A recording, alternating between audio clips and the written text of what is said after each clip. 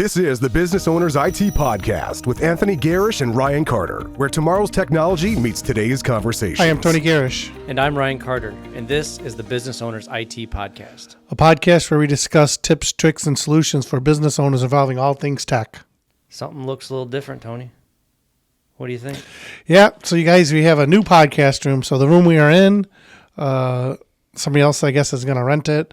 So now we're on the first floor where we're doing our podcast. We're going to try it out and see how it looks. This backdrop here, I don't know if it's going to stay, but what do you think it looks like? Especially when you look at it in the camera. It looks like we're sitting at the ocean. It does. It looks like a water world in Super Mario Brothers. Something's going to come floating past me. All right. So we're on CIS Control 9 of our series for CIS. This one here is for... Give me a second, folks. This one was email and web browser protections. This one's a fun one. The overview for this is improve protections and detections of threats from email and web vectors, as they are opportunities for attackers to manipulate human behavior through direct engagement. And before we get into it, Tony, I got to ask you a question. What is the number one way a company gets hacked? Number one way they get hacked usually is through a phishing email, right? So they get sucked in. The old business email compromise. Yeah. And I don't know if John can add magic here, but I'd like to put a B, an E, and a C right here, and then a business email compromise. So let's see if he can do that. We'll put him to the task. So anyway, nice. Right?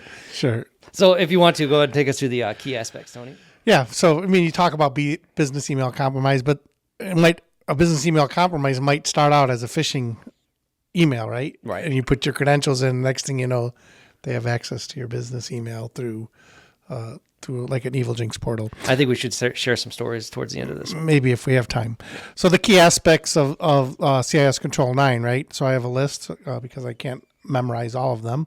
So email filtering and protection, web browsing configuration. What does that mean, huh? Content filtering and safe browsing, web traffic monitoring, application control, user awareness and training. So we'll take a dive into each one of these and we'll talk a little bit about it. So email filtering and protection, right? We want to block malicious emails such as spam and phishing attempts, right? We want to, stop attackers from getting through our email to, like you said, a business email compromise. So in this case, Ryan, what do we use or what do we usually recommend for email filtering? Well, we've used Barracuda quite a bit in the past. They've been kind of the de facto standard in the industry, and they do a very good job. I mean, it's kind of funny when we switch someone that either has never had email filtering or from another service over to Barracuda, the amount of stuff that gets blocked. And we'll talk a little bit more later on why some of that stuff gets blocked, maybe in our tip of the week. Yeah, so, the Barracuda is they've been around a long time. Some people say it's terrible. Some people say it's great, but it's like antivirus, right? There's all these companies selling antivirus. They all make money. We just happen to have a lot of experience with Barracuda. That's why we use it. And we use the MSP edition, which gives us a suite of tools. Yeah. Yeah, impersonation detection is one of those that I really like, so no one can impersonate someone within your company. Yeah, and then the advanced threat protection, right, where it rewrites your URLs and sends it through a sandbox before you open it. That's another good feature of them. So next thing is that we can talk about is the web browsing configuration. So what that means is, right, so I'll just kind of read this because it summarizes it pretty well. Secure web browsing by configuring security settings such as disabling unnecessary features like your plugins, your pop-ups, your scripting, enable built-in security controls. So, one of the things with web browsing configuration, right, is you download these add-ins or whatever Google calls them, and then all of a sudden, you have malware on your computer because of malicious add-in. Yep. Malicious add-in. So you want to try to stop those. And one way we stop those is by using Threat Locker, right? Application whitelisting. So you can download the plugin, but it's not going to run unless it's been approved. Yep. So you can, as you build your policy for CIS Control 9, you just write in that we're going to stop this by, using Threat Locker. Yep. And another smart piece of that browser configuration is limit the browsers that your people use. Yeah. Don't let them just have anything they want that's out there on the open internet. Yep. Yep. And ThreatLocker does that too, right? So they can't download, these crazy browsers that are out there that they heard about someplace because the browser won't run. Right. So, use the one that come with Windows, which is now a Chromium browser. Use Chrome. What's the other one that's used to be the Netscape Navigator? I can't think of it. Oh, Firefox. Firefox. Yeah. Use Firefox. That's another one. So, yeah. Content filtering and safe browsing is the next one, right? So, you want to filter the content that people are getting for twofold. First of all, you don't want them using your computer to browse anywhere on the web. And the second thing is that if you do click on a link or something, if it's a known malware site or something like that, hopefully the next layer, your content filter will catch it.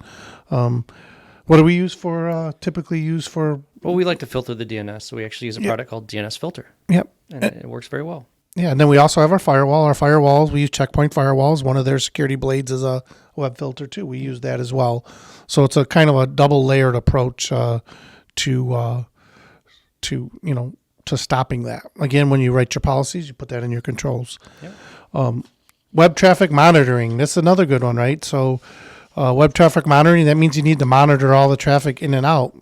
So you have to have a way to go back and look at that if something should happen. That's why they're asking you to do it, right? And then hopefully you have tools like DNS filter and other things to detect and block. And again, the filtering the filters typically also do the logging. Firewall is going to do logging. So, it's not an infinite, you're not keeping the data infinitely, but you need logs long enough in case something happens, you can go back and figure out what's going on. Yeah. It goes back to our logging. Yeah, and then another thing is user awareness and training, right? So cybersecurity training. You need to have some type of training for your folks that they can watch it. And it's funny because we just tried some new training. I think it's coming from Huntress, and I didn't do too good on the first one. I thought I would get them all right, and I still got a couple wrong. So, but I passed. But you know what I learned from that? What? Attackers, they come from all ages and sizes. Yeah. Dee Dee was probably about 12 years old, and she hacked an ice cream company to get some free ice cream. So very important stuff we learned there. Yeah, it was pretty good too, and they weren't too long, and the questions were good, and some of the questions were to see if you were paying attention more than a security question, but it was good. Yeah, yep, I agree. So, the objective, I guess, for this is to secure your email and web browsing. That's, most attacks happen, right? They start out as a phishing email, right? Or a phishing text, right? And you click on something that goes to a web browser, and next thing you know is you're off and running with the malware. Okay. So, one of the things I'll do another plug for ThreatLocker. One of the cool things that ThreatLocker has is, they don't see any reason for a web browser to access a command line or a PowerShell, right? So ThreatLocker will block that.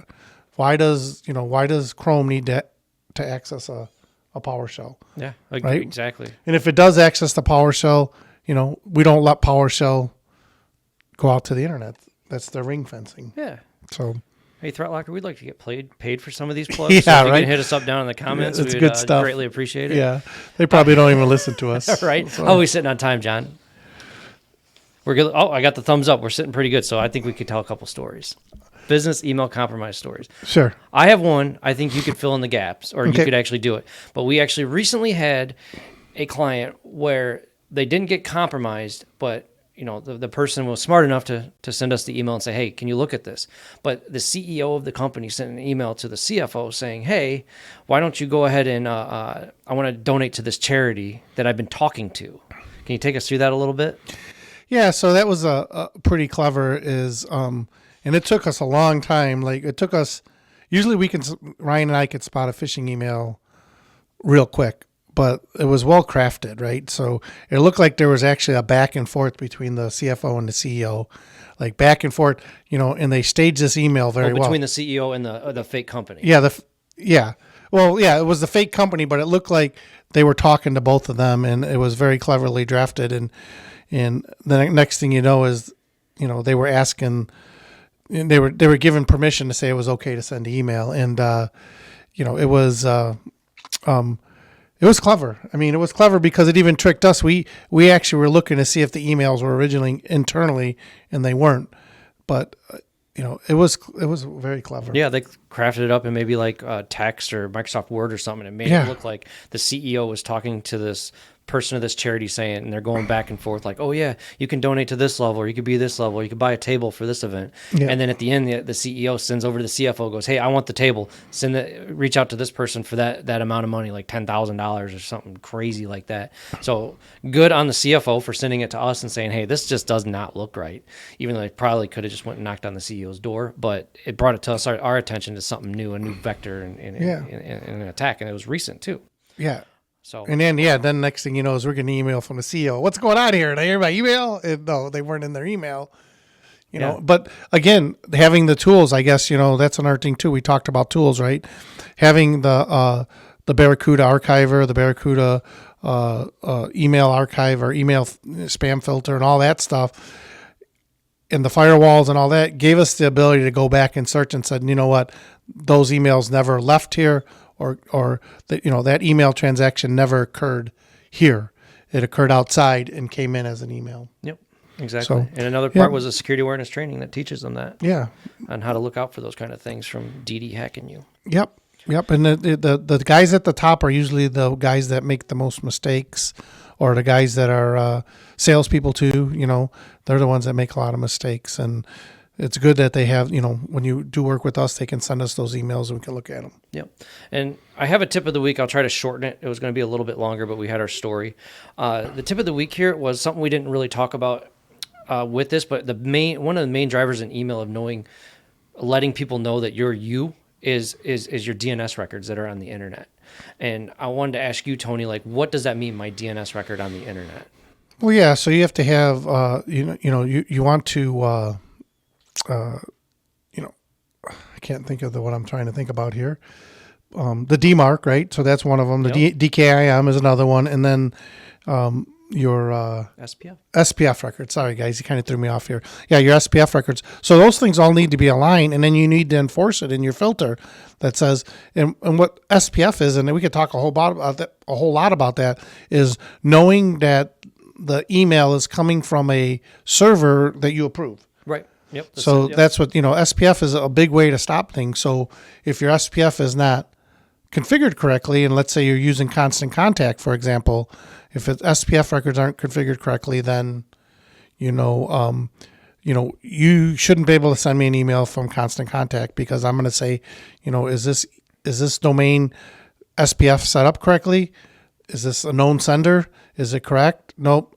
Constant Contact cannot send emails on behalf of this company, so we're going to block it. So there'll be a lot of blocks that happen based on bad DNS records. Yep, and then DKIM, domain keys, identified mail is a newer one. Not newer, it's been out for a while, but a lot of people are starting to use, and that uses the same type of server-client architecture as like a secure connection, like public key and private key connections to show that your email legitimately came from you. So it's another way of checking. Yep.